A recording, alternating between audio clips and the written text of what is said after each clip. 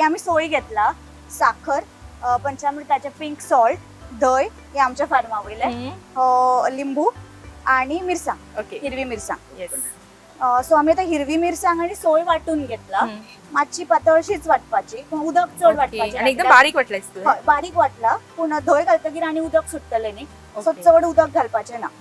आणि आता हातून आपल्याक जाय तितली साखर घालपाची.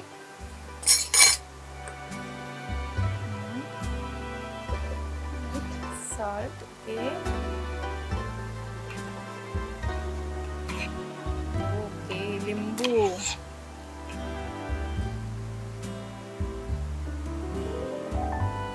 हे लिंबाचे रसाण हे करपाचे. हय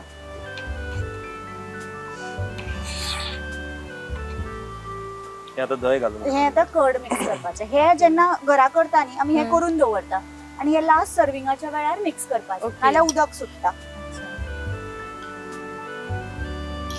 दॅट्स इट. इतले हे करू.